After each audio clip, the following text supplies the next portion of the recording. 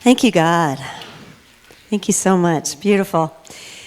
I believe I can fly. Oh, I noticed that the majority of people are sitting inside today. I wonder why.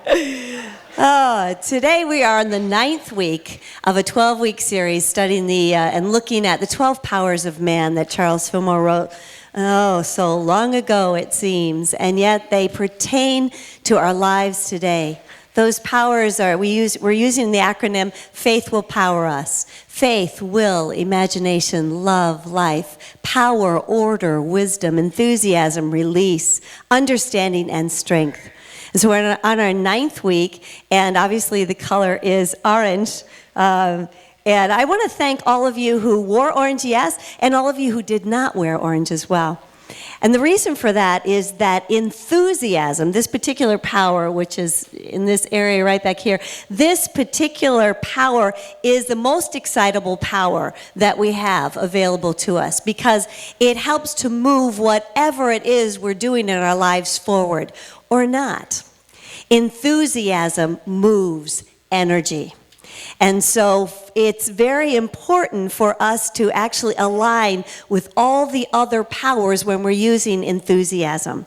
So you're representing all the other powers, and that's really important because we know what it's like, don't we, if we're just enthusiastic and it's not about anything in particular, and everybody just looks at you like, are you kidding me? What? Are you kidding me? In 1982, there was a book written, a Unity book by Charles Roth, and in it, it's about the 12 powers. It's called More Power to You. And in it, he tells a story about a Unity group that was traveling. And this is it was the Unity minister, Jane Paulson, who I had the privilege of knowing. And I want you to notice this, she had a group of 65 people in Fiji from her Unity church. Did you hear me? You want me to repeat that?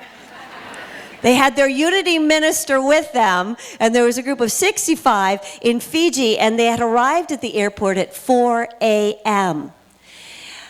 Yeah, maybe that's happened to you before, because at the Fiji airport, there were no customs officials in place at 4 a.m. So they've got this big pile of baggage, and they're all looking for a way to get into the country, but they've got to wait. And of course, they've got to call because the customs officials need to be wakened in the somewhat middle of the night and come to the airport. So they're all standing around kind of getting bored, not knowing what to do, and it's a Unity group. So Reverend Jane Paulson begins to sing this little song that she knows. In Unity, when I was growing up in Unity, we used to sing joy songs all the time. And there's a joy song that goes like this. I'm alive, alert, awake, enthusiastic. Anybody here know this? It's just me? Thank you. Thank you. And so she started singing it, but it wasn't very enthusiastic. It sounded a little bit like a funeral dirge, and she started singing, I'm alive, alert, awake, enthusiastic. And a few people are feeling sorry for her, so they're joining with Jane, and I'm alive, alert, awake. And as more people joined in, they started just rocking. They picked up the tempo. I'm alive, alert, awake, enthusiastic. Diane, can you put me on this mic? So it goes like this. It actually has hand motions. You're really good at that. It's, I'm alive, alert, awake, enthusiastic. Woo! I'm alive, alert, awake, enthusiastic. Woo! I'm alive, alert, awake, alive, alert. I'm alive, alert, awake, enthusiastic. Woo! All together now. We used to do it this way. In Y.O.U. So everybody stand now, please. No, I'm not going to make you do that. But so they're singing this at a high tempo, and in walk the customs officials. And you can imagine they have never walked into the Fiji airport at 5 in the morning and seen a group singing, I'm alive, alert, awake, enthusiastic. And the airport workers had already joined in. The words are simple. They were all singing it together, and it was this amazing experience. Then they thought they were going to come into a group of very angry people. You can imagine. And instead, they walked into this field of unconditional love. The revealing word, which is our dictionary of metaphysical terms, just common words that gives you kind of an idea of how to metaphysically interpret them in your life, always available in our bookstore, says that enthusiasm is ardent zeal. Zeal is another word that you'll find interchanged with the power of enthusiasm, zeal. We don't use it a lot now, but it's an interesting word, especially according to this power. That means ardent interested in something, in anything, negative or positive. Fervor, that we have divine inspiration moving through us. It comes from the root word, the Latin root word, entheos. Enthusiasm. And entheos, it's a Greek word, an ancient Greek word. This word entheos means inspired, in spiritus, breathing the breath of God, full of God is what entheos means. In the ancient Persian, Farsi, it's habib, on fire. Chota Habib, to be on fire with God in our lives. And you and I know what that's like. When we feel on fire with something that is synonymous with God, we feel as if we can do anything. In fact, you can do things 3 times faster, 4 times, 5 times, whatever, faster than you've ever done it before, and everything is cooking in your life. And then there are the other times when you're not yet using that power. And today I invite you to do so, but more mindfully than ever before. The disciple Simon then represents zeal and enthusiasm. He's often referred to as Simon the Zealot. And I'll tell you why. Actually, he was referred to in 2 different ways. And so this is interesting, because Simon, who became a disciple, was not always, of course, a disciple. He had a history. We all have a history. We all have an Old Testament to our lives, but thank God we step into the New Testament. So he wasn't always a disciple. And before he became aware of his connection with the divine, he was referred to as Simon the Canaanite, or the Canaanian. Simon the Canaanite comes from the heritage of the people from Canaan.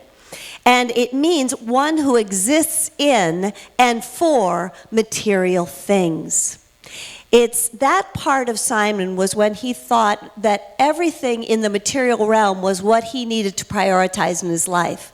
He had no idea about his connection with God. And so he was one of these people who just began to collect things in the material world, which of course means you're going to lose things in the material world. And it brings us into a very up and down sort of roller coaster existence. From that place in consciousness, Simon became Simon the Zealot. Zealots were a political group of rough, tough characters who lived up in the mountains and fought the Romans. They came down, they would fight, they would roll back up into the mountains. They were run by the anger and the upset that they felt within them.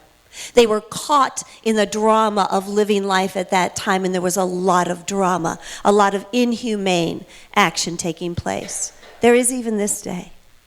So Simon was at a choice point. Did he want to continue to live out of his heritage as the Canaanite that he was? Of course, that never goes away. Did he want to continue to act toward others as a zealot and judge so quickly, put people down so quickly, kill others? Simon made a clear decision, and one that you and I are always on the making for ourselves as to how he would be. He met Jesus, and he felt that Christ consciousness within himself come forward. He could feel that connection with the divine, and so he became Simon the disciple. Simon means one who hears and obeys. He had always heard and obeyed. It was what he was listening to. And suddenly he had ears to hear and eyes to see the Christed presence that he was meant to follow, so that he could be a light with all the other powers, all the other disciples. And so he progressed, he evolved.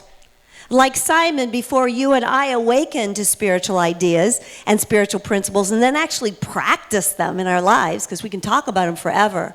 But once we actually start to practice our basic principles, which are that there is only one God, God is, and that God dwells within you.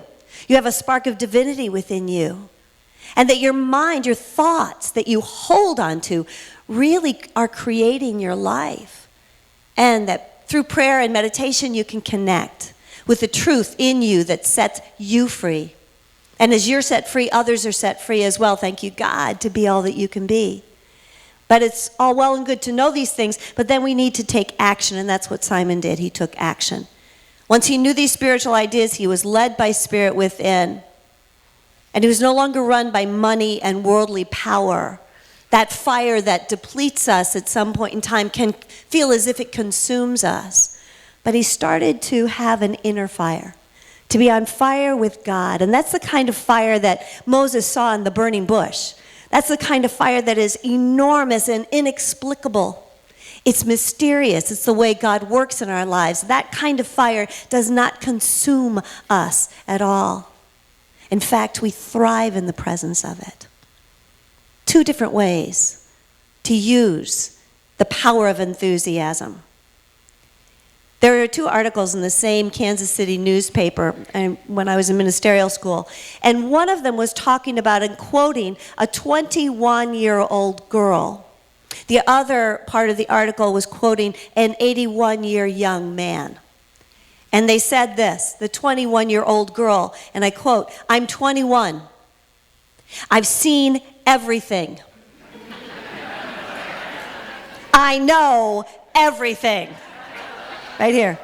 "I don't like life. It's cheap and dirty and disappointing, and I've had all that I want of it." She was done living before she had even truly experienced her own divinity. And the 81-year young man said, "I haven't lived long enough. I've only seen a few amazing wonders in this world. There's so many things I don't know yet, and I want to know. I have enjoyed every minute, and I would live it all again." Needless to say, yes, yeah. Let's applaud for him. Yeah, that's how I want to be. Needless to say, he thrived, and he was excited. He was even excited on the precipice of leaving his own body temple because he knew that life doesn't end and there's a new adventure for us to step into. Both divine beings, both children of the same God essence, both souls full of potential. The faculty of enthusiasm can be thought to reside in the medulla oblongata, which is here at the base of your brain. Go ahead and touch yours. Touch your own if you would, please. Thank you. Yes. Yeah. This is also commonly referred to as the mouth of God. Now, whatever it is that you're holding, whatever it is you're speaking, you move it through this part of your body temple. You move it through, and with enthusiasm, and it will happen in your life. Enthusiasm quickens. It radiates energy, encourages, excites. And that's why if we're in a place where we feel stuck or upset, often we'll say, "Oh my gosh, I've got a stiff neck," right? Because there's a rigidity, a hardening of thought, a hardening of way of speaking, a hardening of the way that we're acting with each other. And so you can, in that moment, focus on the back of your neck and relax. Breathe the breath of God, the entheos. Be filled with the holy presence, and everything about you will become supple. Spiritual enthusiasm is contagious. And I guarantee if you will just, you can just, from today, I know you know the song, you can just go along and sing, "I'm alive, alert, awake, enthusiastic," and people will wonder what you're on. And the reason will be because you're joyous and energetic and you're filled with God. You know what it feels like in the days when you don't feel enthusiastic, right? It's like, whoa, not even sure I want to get out of bed. But in the days when you do feel that, you feel fabulous. You sail through life. Enthusiasm, the power of enthusiasm has not left you. It just needs to be, it's calling to be invigorated. So does enthusiasm come in the form of pills? Does it come in the form of drugs, sex, rock and roll, sugar, all of the above? It seems to. It seems like we can do something outside ourselves, or perhaps a certain relationship that you feel like that's where you get your energy, or a certain place that you have to go. But the truth is, all of that can go away. It will change. Spiritual enthusiasm doesn't burn out. And it is within you. That's the beautiful thing about it. And so if you want to increase any of these powers that we're talking about, you can visualize the place that they are in them. You can visualize the color that enthuses them. And there's a chart of that in the bookstore if you want to have it. The 55th chapter of Isaiah it's a glorious piece of literature. It has a beautiful piece in there, and it says, "Incline your ear and come unto me. Hear, and your soul shall live. And if you do these things, you shall go out with joy and be led forth with peace.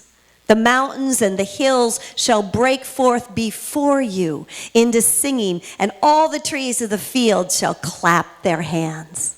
Isn't it a fabulous image? This is the trees just clapping their hands for you. Thank you, God. I was explaining that what I was going to be talking about to David, my beloved, and he's in California, and he said, "Oh, you're going to talk about enthusiasm?" Well, actually, in his British accent, he said, he said, "Enthusiasm? Well, darling, you don't have to say anything at all. You can just stand there in front of them."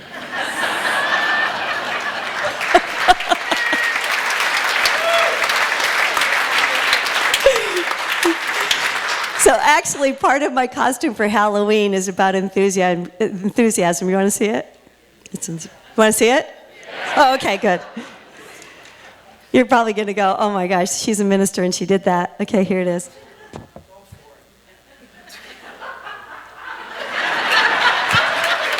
Are you ready for the enthusiasm part?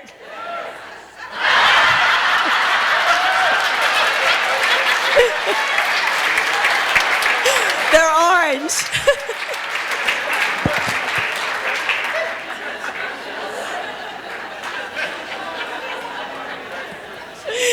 Oh, don't you love that quote that we shared as the opening statement? Charles Filmore, 95. "I fairly sizzle with zeal and enthusiasm and spring forth with a mighty faith to do those things that ought to be done by me.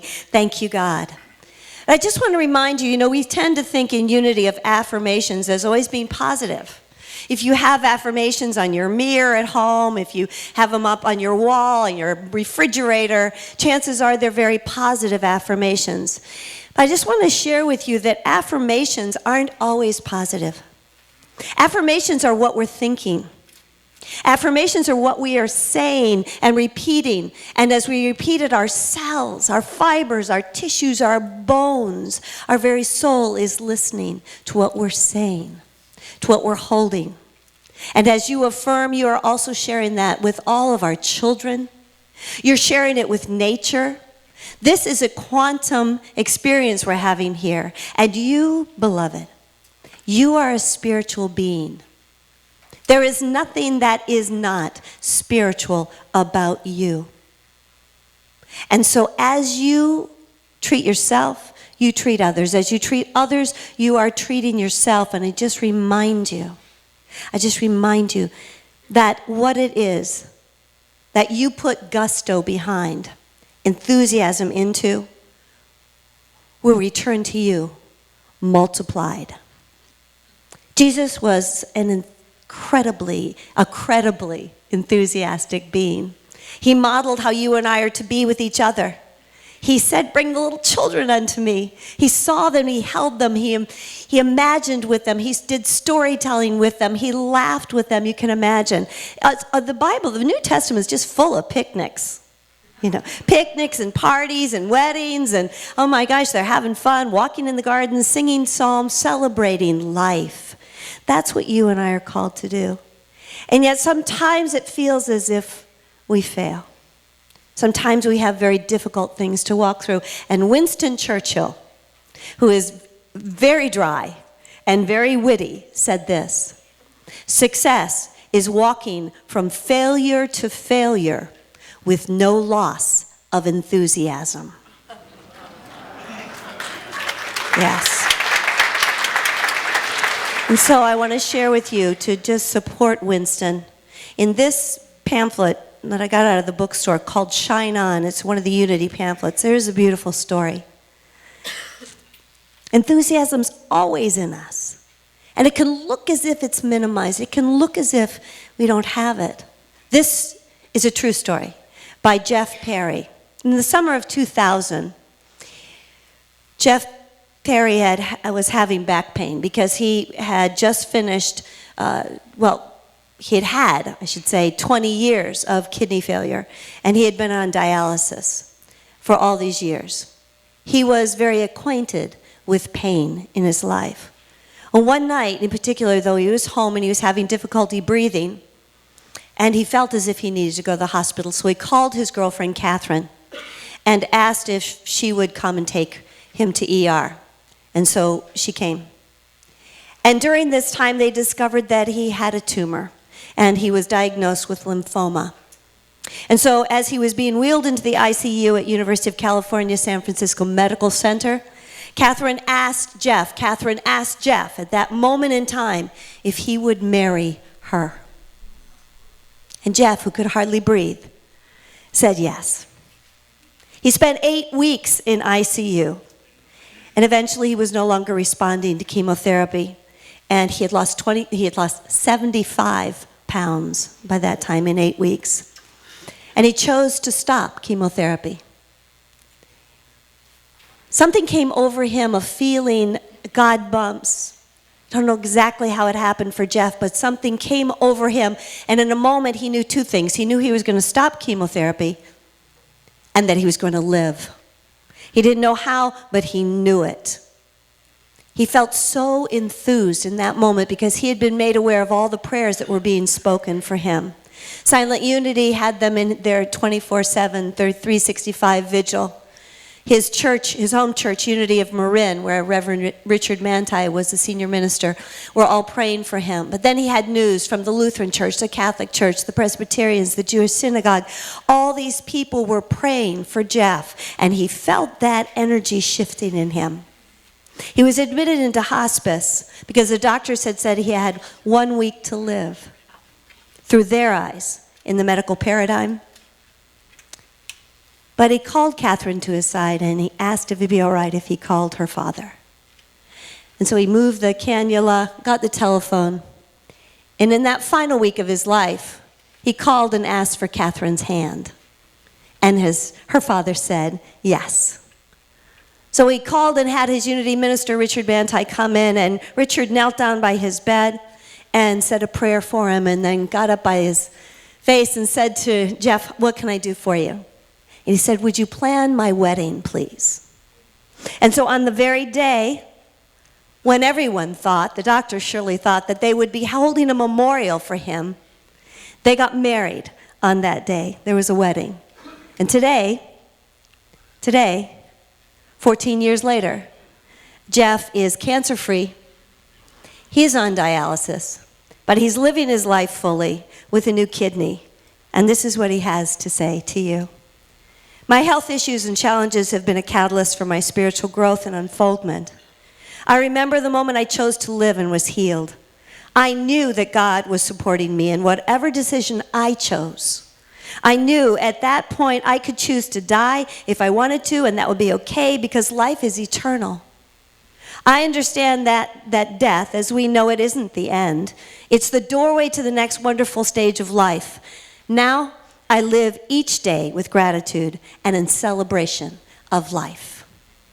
This is enthusiasm at its very best. And so as I close today, I share with you Norman Vincent Peale, who said, "Why cloud your mind with darkness when you can fill it with light?" Work like you don't need the money. Love like you've never been hurt. Dance like nobody's watching. And let the world stand back and wonder. Have a glorious week. Celebrate and experience your enthusiasm. God bless.